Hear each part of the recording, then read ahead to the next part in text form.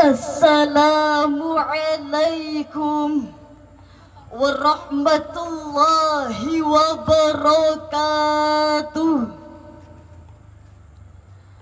Alhamdulillahi rabbil alamin. Wassalatu wassalamu ala ashrafil anbiya'i wal mursalin Sayyidina wa maulana Muhammadin wa ala alihi wa sahbihi ajma'in. Amma ba'd.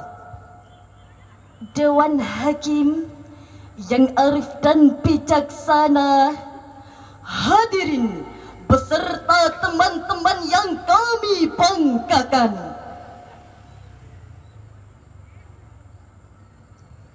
Dalam tatanan sejarah umat Islam, tepatnya pada 12 Rabiul Awal di hari Senin, lukisan indah coretan sejarah mencatat tentang kelahiran orang yang akan membawa cahaya di tengah kegelapan, seorang manusia spesial yang mengemban misi penting dari Yang Maha Rahman, orang yang mengubah peradaban kelam menjadi peradaban penuh kebanggaan.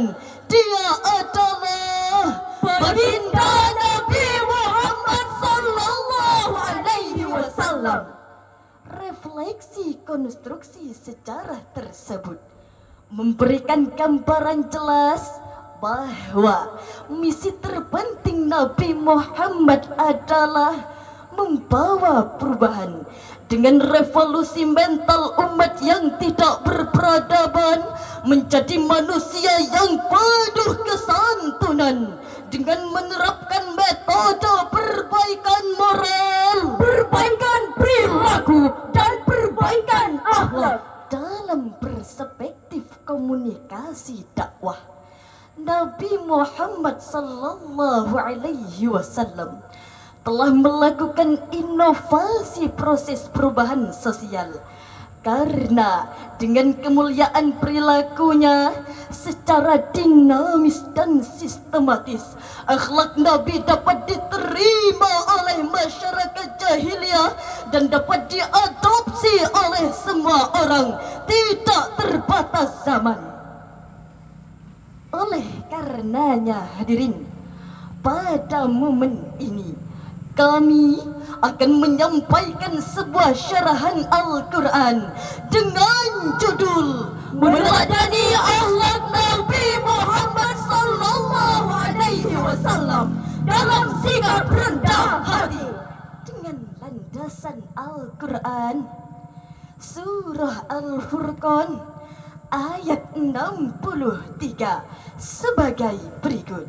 أعوذ بالله من الشيطان الرجيم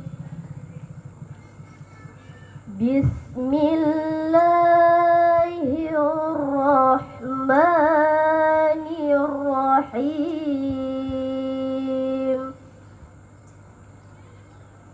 وعباد الرحمن الذين يمشون على الأرض هونا الذين يمشون على الأرض هونا وإذا خاطبهم الجاهلون وإذا خاطبهم الجاهلون قالوا سلاما. Hamba berlindung kepada Allah dari godaan setan yang terkutuk dengan menyebut asma rahmamu ya Allah, yang maha pengasih lagi maha penyayang kepada hambanya. Adapun hamba-hamba Tuhan yang maha pengasih itu adalah orang-orang yang berjalan di bumi dengan rendah hati. Dan apabila orang-orang bodoh menyapa mereka dengan kata-kata yang menghina, mereka mengucapkan salah. Hadirin rahimakumullah, menurut keterangan dari Jalaluddin As-Suyuti dan Jalaluddin Al-Mahalli mengenai penjelasan ayat ini, bahwa Ibadur Rahman yang dimaksudkan adalah hamba-hamba yang baik yang berjalan di muka bumi dengan tenang dan rendah diri. Kemudian apabila orang jahil menyapa mereka untuk mengajak berbicara dengan hal-hal yang tidak disukai, maka hamba yang baik tersebut mengucapkan kata-kata yang mengandung keselamatan atau kata-kata yang menghindarkan hamba tersebut dari dosa. Demikian interpretasi Al-Quran Surah Al-Furqan ayat 63 dalam tafsir Jalalain. Ayat tersebut memberikan pemahaman kepada umat manusia bahwa hamba Allah yang baik adalah hamba yang merendahkan diri terhadap sesama manusia tanpa membedakan strata apalagi harta, tanpa membedakan tahta apalagi kasta, tanpa membedakan bangsa apalagi bahasa. biar orang Banjar, Belawang Jawa, biar Dika Uluh Daya, engkau orang Madura, tapi hadirin di hadapan Allah kita sama. hadirin rahimakumullah, inilah salah satu kunci sukses dakwah Nabi dalam revolusi mental masyarakat jahiliyah, karena dengan kerendahan hati yang telah dilakukan Nabi memberikan dampak positif kognitif secara psikologis maupun sosiologis.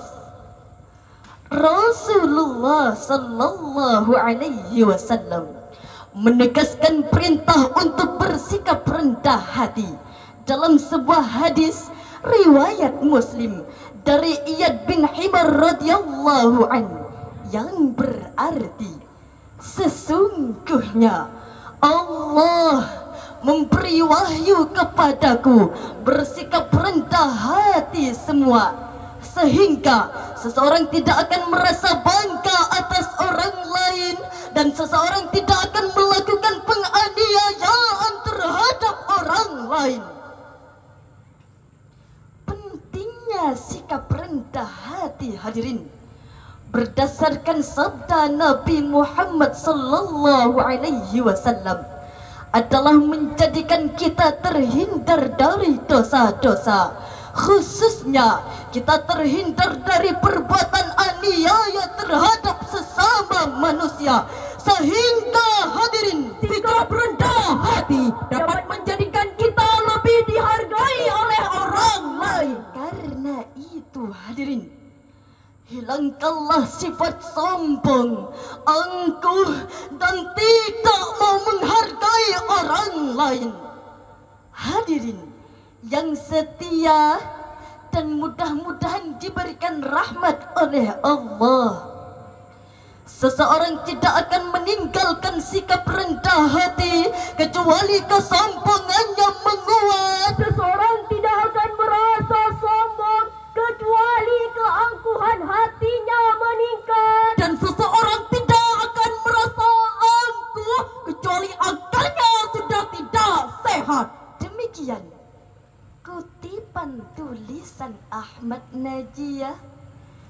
dalam bukunya yang berjudul Akhlak Rasulullah.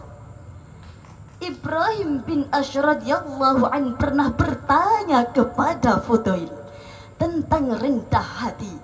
Kemudian Fudail menjawab, rendah hati itu apabila kamu duduk dan patuh terhadap kebenaran, walaupun kebenaran itu datang dari anak kecil atau orang bodoh, kamu tetap menerimanya. Dalam Al-Quran, Surah Asy-Syu'ara ayat 215, Allah berfirman sebagai berikut. واحفظ جناحك لمن اتبعك من المؤمنين